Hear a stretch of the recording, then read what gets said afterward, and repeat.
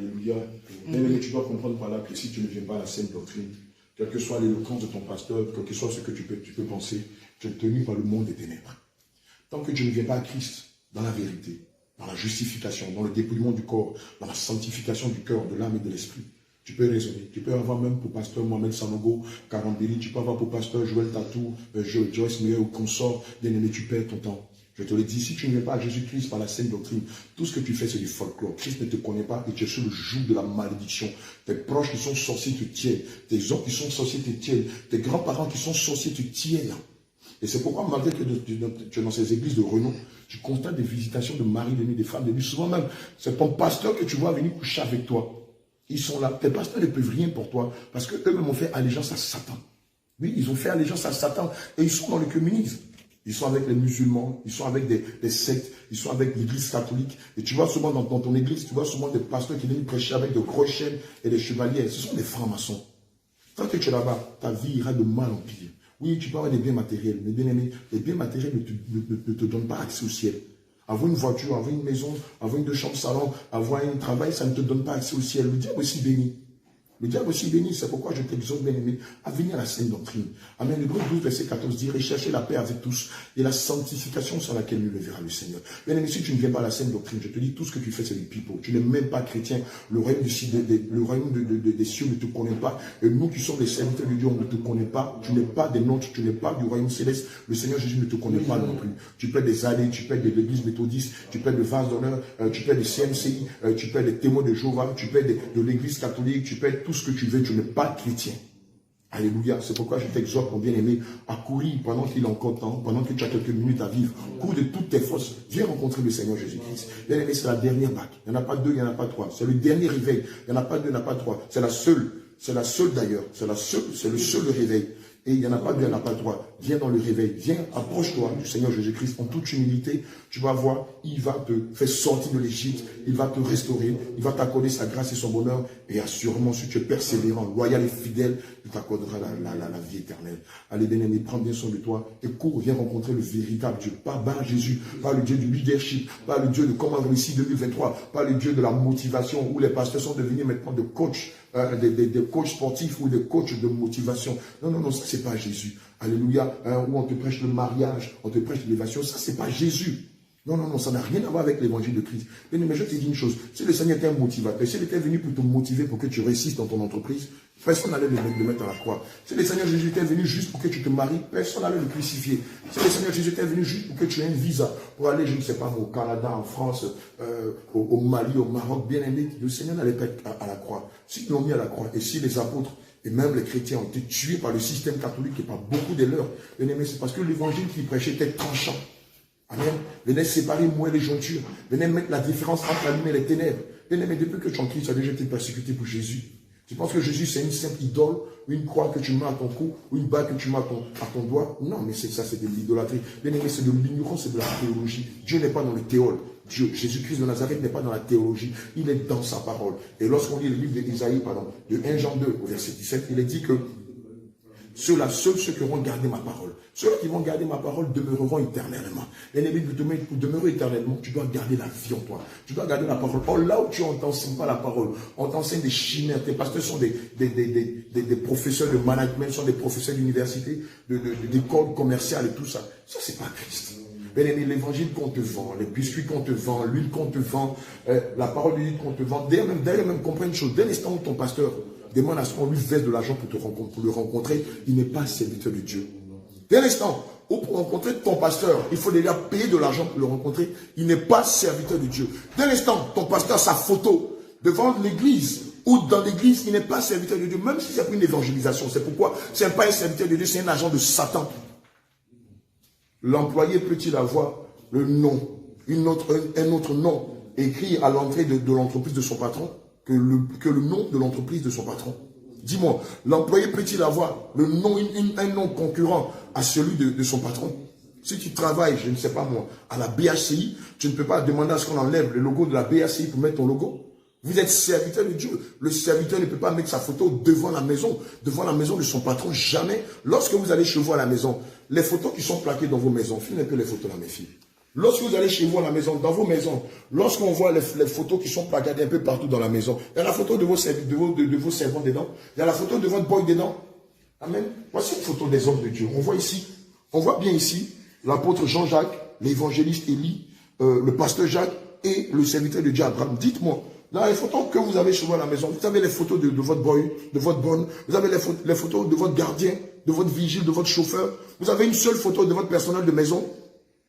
Tu n'as pas compris qu'un serviteur de Dieu, ça veut dire être le boy de Jésus, être au service des brebis du Seigneur Jésus. Et le boy là, c'est lui qui a sa photo dans la maison de son patron. Et toi, tu trouves que c'est normal? Quand tu lis Exode 3 verset 20, le Seigneur dit quoi? Tu n'auras aucun autre Dieu devant ma face. 1. Deuxième au 4, il dit quoi? Il dit, tu ne me représenteras pas, ni par les images qui sont dans le ciel sur la terre, ni par les images qui sont sur la terre, et ni par les images qui sont dans la main sur la terre. Mais toi qui es pasteur, qui mets ta photo devant l'église, qui met la photo de ta femme devant l'église ou dans l'assemblée, dis-moi, c'est toi qui as donné ta vie à la croix pour les brebis du Seigneur Jésus? Es-tu serviteur de Dieu ou utilises-tu le nom de Dieu pour te servir? Si dans vos maisons, si naturellement dans vos maisons, on ne voit pas les photos de votre personnel de maison, si dans votre propre maison, on ne voit pas la photo de ta bonne, de ton boy, de ton chauffeur, de ton blanchisseur, de ton gardien, mais pourquoi plus faites raison, veux-tu qu'on mette la photo, ou penses-tu que c'est normal que le pasteur ait sa photo devant l'église ou dans l'église, mais tu n'as pas compris qu'il travaille pour son ventre et pour son bas-ventre, et que l'église dans laquelle vous êtes, c'est son entreprise, et que lui n'est pas en train de vous préparer pour les ciels, mais en train de vous préparer pour l'enfer. On en parle, les gens discutent. Mais pouvoir. Si toi-même dans ta maison, la photo de ta servante n'est pas placardée sur le mur ou sur un lieu, c'est la photo d'un serviteur. Serviteur qui veut dire boy de Jésus. C'est lui dont la photo sera devant l'église. Tu ne vas pas t'élever un peu. Tu ne vas pas t'élever un peu. Tu n'as pas compris que les gens se moquent de toi. Tu n'as pas compris que ces gens dont les photos pullulent à la chair, pullulent devant l'église. Tu n'as pas compris que ce sont des agents de Satan. Qui ne sont pas prêts pour te dire la vérité, qui te quantifient comme un objet commercial, qui font de toi leur portefeuille client. Tu n'as pas compris ça. Mais réveille-toi. Tu penses que non, ils sont jaloux de notre succès. Dis-moi, on peut être jaloux de la boue, jaloux des excréments humains. Dis-moi, on peut être jaloux de ce qui conduit en enfer. La jalousie n'est pas dans notre cœur, mais la vérité, si. La vérité, si. Et ce que nous sommes en train de te dire, c'est salutaire pour ton âme. Et dans une église où des femmes sont pasteurs, dans une église où des femmes viennent en collant, ne portent pas le voile, mais des mèches sont remplies d'excréments, sont remplies d'asticots, et le pasteur charnel ne vous dit pas la vérité, et vous l'acclamez, vous ne raisonnez que par lui, vous ne jurez que par lui. Oh, mon pasteur a dit, tant que mon pasteur ne m'a pas dit, on vous montre la Bible, vous dites non. Bien aimé, la parole de Dieu dit en Jérémie 17 au verset 5 à 6, maudit soit celui qui place sa confiance en un homme, il est quand même misérable dans le désert. Regardez comment le peuple et les brebis du Seigneur sont en souffrance. Vous finissez de les défendre, c'est les mêmes pasteurs-là qui viennent coucher avec nous la nuit. Vous ne finissez de les défendre, c'est les mêmes-là qui viennent en mari de nuit. Ça n'éveille pas ta conscience. Tu ne vas pas te réveiller un jour pour sortir du mensonge et venir à la vérité. Les églises qui font la promotion de la musique perverse et mondaine, on nous raconte que non, voilà, Mohamed Sanogo dit, ouais, pour gagner la jeunesse, il faut utiliser la musique mondaine. Et pour gagner ceux qui sont homosexuels, Mohamed Sanogo, tu vas utiliser quoi? Et pour gagner ceux qui sont dans la pédérastie, tu vas utiliser quoi? Et pour gagner les pédophiles qui couchent avec des gamines de 4 ans, de 5 ans, Mohamed Sanogo, dis-moi, toi qui dis que oui, pour gagner les mondains, il faut utiliser la musique mondaine, et les pédophiles qui couchent avec les enfants, quel est le moyen que tu vas utiliser pour les gagner? Vous ne voyez pas que vous n'êtes pas sérieux? Vous ne voyez pas que vous vous moquez des pauvres bébés du Seigneur qui cherchent la vérité? Vous pensez qu'on va à l'église pourquoi? On va à l'église parce qu'on espère avoir le salut. Tel quelqu'un qui travaille, qui met de l'argent de côté pour ses vieux jours. Quand on va à l'église rencontrer Christ, c'est dans le but d'avoir son inscrit dans le livre de vie. Qu'est-ce que vous enseignez à ceux-là qui cherchent la vie éternelle? Un évangile pernicieux, un évangile basé sur le leadership. Le leadership. Or, dans la parole de Dieu, on voit bien que Pierre voulait devenir le leader de ses frères. Le Seigneur lui a dit quoi? Que celui qui va apprendre à être grand commence déjà, commence préalablement, commence d'abord par servir les autres. Vous pensez que la dynamique de Dieu, c'est la dynamique humaine? Vous pensez que les pensées de Dieu, ce sont les pensées humaines? Ou vos désirs de réussir socialement, matériellement, vous voulez les accommoder à l'évangile de Christ? L'évangile de Christ est basé sur le contentement, sur le renoncement, sur l'abandon, sur le don de soi, sur la justice, sur la vérité, sur le dépouillement du corps, sur la sanctification de l'âme et sur la sanctification de l'esprit. Rien à voir avec vos langages de leadership, de prospérité, d'élévation, de réussite avec des véhicules et tout ça. Il y en a plein qui sont riches, qui n'ont pas Christ. Il y en a plein qui sont multimilliardaires, qui ne sont même pas dans vos églises. Et même vous-même, vous n'êtes même pas les plus riches. Prenez le journal Forbes. Vos noms ne figurent même pas. Prenez le journal Forbes. Mais quand on prend le journal des pasteurs les plus grands escrocs de l'Afrique, vos noms malheureusement sont cités. Vous êtes en scandale pour Dieu. Et vos femmes, à qui Dieu se révèle, qui leur disent, mes filles, ce que vous et vos maris sont en train de faire, ce n'est pas la vérité. Elles vous ont déjà parlé, non? Vos femmes vous ont déjà dit que Marie, chérie, ce que nous sommes en train de faire, c'est dangereux. Vous leur avez dit quoi? Laisse tomber. On aura le temps de se répandre. Vous pensez que Dieu est Dieu? Vous allez tromper des milliers de personnes et vous allez entrer au ciel. Connaissez pas le Seigneur Jésus-Christ. Toi qui es dans ces églises où le pasteur a sa photo devant l'église ou dans l'église, même si c'est pour une campagne, d'ailleurs même quand vous faites des campagnes, il n'est pas normal que vous mettiez vos photos. Celui dont le nom doit figurer sur les encarts publicitaires, c'est le nom de Jésus. C'est le nom de notre boss, de notre patron. Ce n'est pas vos photos. Regardez leurs encarts publicitaires, tout ce qu'ils ont fait pour la soi-disant traversée 2022. Gens qui se font passer pour des serviteurs, il y a même des satanistes. Comment toi qui es serviteur de quelqu'un, tu es chez lui à la maison, tu ne fais pas sa promotion, tu ne fais pas sa cuisine, tu ne fais pas son salon, tu ne dresses pas, tu ne nettoies pas les carreaux. Et c'est de toi que tu veux qu'on parle, mais tu es un usurpateur. Vous n'avez pas compris ça? Ce sont des usurpateurs, ce sont des faux frères. Bien-aimé, ne viens pas à la sainte doctrine, parce qu'on t'a nous diffamé. Ne viens pas à la sainte doctrine, parce qu'on t'a dit des méchancetés. Tu sais que c'est le dernier réveil, non? Tu sais que les temps sont finis, non? Tu sais qu'il ne manque qu'un seul signe pour que l'enlèvement soit fait. Quand l'enlèvement sera fait, tu seras où? En train de défendre les êtres humains que de défendre la cause de Dieu. En train de défendre la femme de ton pasteur, en train de dire oui, mais moi je ne comprends pas, la femme de mon pasteur met des vernis, elle s'est dépigmentée à la l'onction. Vous pensez que Dieu donne son onction à des gens qui sont dans la puanteur, qui sont dans le déchet? Vous pensez que Dieu donne son onction à des gens qui sont vils, qui vivent dans des partouzes, qui sont des francs-maçons, qui sont des mangeurs de sang et des buveurs de sang, qui sont des mangeurs de chair et des buveurs de sang, pardon? Vous pensez que Dieu a le temps de venir dans des églises où c'est le folklore, c'est la mondanité, les églises sont comme le bois de nuit? Moi, quand j'étais païen, je le dis à ma propre honte, il y avait une église dont je cite souvent le nom. Quand on disait qu'on avait envie de sauter à des miens, il fallait aller dans cette église. Ça ne t'interpelle pas? Une église qui est censée être encadrée, éduquer les enfants de Dieu, préparer l'épouse du Seigneur Jésus. Nous qui étions des coureurs de jupons, on dit c'est dans cette église-là que vous avez les plus belles prostituées et les plus nantis. Mais ça ne te choque pas en Côte d'Ivoire ici? Et ce sont ces pasteurs-là qui enseignent comment réussir 2023, comment réussir sa vie, qui font des séminaires pour les maquillages. Mais vous n'avez pas compris qu'ils sont en train de perdre vos âmes. Vanité des vanités, dit l'Ecclésiaste. Toute chose n'est que vanité. Tes faux cheveux ne sont que vanité. Tes faux ongles ne sont que vanité. Ta dépigmentation, tes produits cosmétiques ne sont que vanité. Toi, femme qui te dit être chrétienne, qui porte des pantalons de colonne, des cyclistes et qui résonne en suivant des Massoli Tsunami de Mohamed Sanogo, tu ne sais pas que tu es dans la vanité, dans l'hérésie. Vous pensez que le royaume du Seigneur Jésus va accepter des gens qui ont la mine d'une prostituée, des gens qui raisonnent, qui enseignent un faux évangile? Moi, j'avais une boîte de nuit à l'époque. Devant ma boîte de nuit, c'était écrit tenue correcte exigée. Quand on allait en boîte de nuit, c'était écrit tenue correcte exigée. Même le monde a des codes. Même le monde a des règles. Vous pensez que servir Dieu, c'est oulala?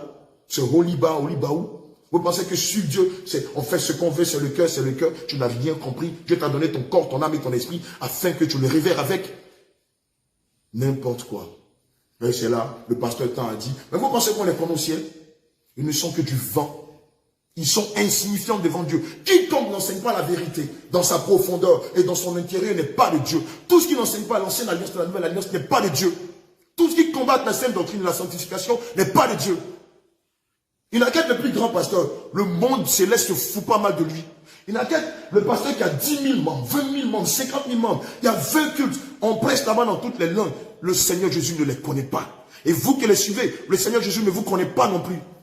Ça ne vous étonne pas que depuis un moment, les pasteurs disent des vérités se soient associés avec des pasteurs qui combattent la sainte doctrine et qui ont fait sortir le fameux calendrier où on parle des médias, où on parle de la jeunesse, où on parle de la prospérité. Même des pasteurs qui, il y a 30 ans de cela, prêchaient la sainte doctrine comme nous. Aujourd'hui, se sont dilués.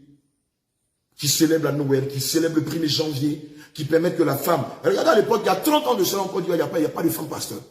30 ans seulement, avant même qu'on ne rentre dans les choses spirituelles. Il y a 30 ans, aucune femme n'avait la capacité de se mettre à lâcher et prêcher. 30 ans plus tard, par le modernisme, par la télévision, par beaucoup de choses, par l'émancipation de la femme. Aujourd'hui, ces femmes qui étaient recluses elles-mêmes, qui étaient quelque part dans l'église, aujourd'hui, elles prennent l'autorité. Ils sont pantalons, ils sont moulants, ils sont sexy. Et puis elles prêchent un évangile séducteur, un évangile de prostituée au corps du Christ. Et vous pensez que c'est Dieu? Allez lire le livre d'Exode 29. Dieu a tissé une alliance entre Moïse, Aaron et ses fils. Et leur a dit, c'est vous qui aurez le sacerdoce à perpétuité. Quand le Seigneur est venu, vous n'avez pas vu qu'il a appelé 12 apôtres, selon les livres de Matthieu 10. 12. Sa femme et sa mère étaient là, excusez-moi. Sa mère Marie était là, ses sœurs étaient là. Pourquoi elle ne les a pas choisis? Marie de Magdala, qui lui a rendu de l'homme service, était là. Anne était là. Jeanne était là. Pourquoi elle ne les a pas choisis? Quand Judas Iscariote s'est donné la mort, le sang était tyrande qui est qui? N'est-ce pas Matthias qui a pris la place de Judas Iscariote? Vous ne comprenez pas? Oui, les femmes peuvent évangéliser, Dieu n'est pas contre cela, mais les femmes ne peuvent pas prendre l'autorité dans l'église des saints.